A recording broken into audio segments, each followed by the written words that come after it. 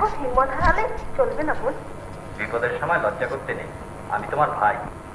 ঢাকার প্রথম সবাক চলচ্চিত্র মুখ ও মুখোশ নির্মাণ করেছিলেন এ দেশের চলচ্চিত্রের পথিকৃৎ কিংবদন্তি চলচ্চিত্র নির্মাতা আব্দুল জব্বার খান।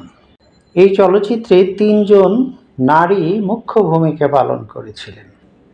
প্রধান নায়িকা ছিলেন পূর্ণিমা সেন। ইতিমধ্যেই আমরা কেবি টিভি ঢাকা ইউটিউব চ্যানেলে পূর্ণিমা সেনকে নিয়ে একটি ভিডিও চিত্র প্রকাশ করেছি।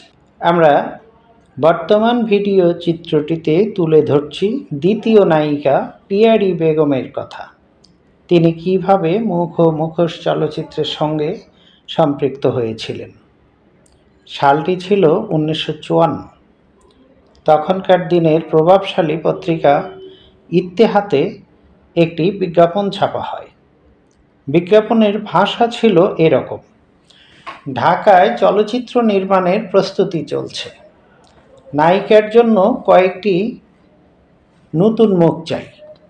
বিজ্ঞাপন দেখে গোপনে যোগাযোগ করেন ঢাকা বিশ্ববিদ্যালয়ের অনার্সের ছাত্রী জহরতারা। তারই সঙ্গে আসেন ইডেন কলেজের ফার্স্ট ইয়ারের ছাত্রী পিয়ারি বেগম ওরফে নাজমা।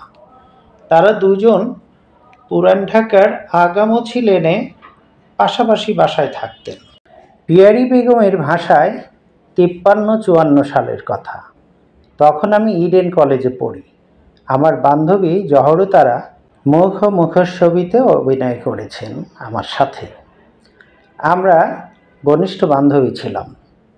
পুরান ঢাকায় পাশাপাশি বাড়িতে বড় হয়েছি। জানতে পারলাম জব্বার সাহেব সিনেমার জন্য অভিনয় শিল্পী খুঁজছেন। বাড়িতে কাউকে না বলে চুপি চুপি দুজনে পরামর্শ করে আগামোছি লেন নবাব কাটরার ইকবাল ফিল্মসের অফিসে যাই। বাড়ির কাছেই ছিল অফিসটা। 2-1 দিন গিয়েছি, কথা বলেছি। আরেকদিন যখন ডাক পড়ল, সেদিন কলকাতার ক্যামেরাম্যান মুরলী মোহনও উপস্থিত ছিল। স্ক্রিন টেস্টে দুজনে অ্যালাউ হলাম। মনে মনে তো দুজনে খুবই খুশি। এরপর বললেন শুটিং কবে হবে জানাবেন। আমরা তো গভীর আগ্রহে অপেক্ষা করছি। ততদিন পর্যন্ত আমরা বাড়িতে কেউ কিচ্ছু বলিনি, কারণ আমার বাবা একটু ধার্মিক টাইপের মানুষ ছিলেন। জানি না যে সিনেমায় অভিনয় করতে দেবেন কিনা, তবে রেডিওতে কাজ করলে কিছু বলতেন না। বাবা জেনে গেলেন আমি সিনেমায় অভিনয় করব, তিনি না করলেন। উপায় না দেখে বান্ধবীর বাড়ি যাব বলে একদিন জহরতারা ও আমি জব্বার সাহেবের কমলাপুরের বাড়িতে গেলাম। বললাম বাবা তো সিনেমায় কাজ করতে দেবেন না। তিনি ভীষণ অসন্তুষ্ট হয়েছেন। জব্বার সাহেব বললেন এখন তো নারাজ হলে চলবে না, সবই রেডি, শুধু শুটিংয়ে যা, শুটিং করা।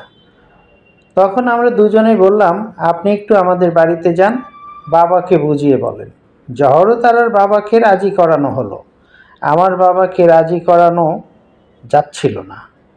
বাবাকে তিনি বললেন একটাবার সুযোগ দেন, এরপর আর আপনার মেয়েকে ছবিতে অভিনয় করার জন্য ডাকবো না।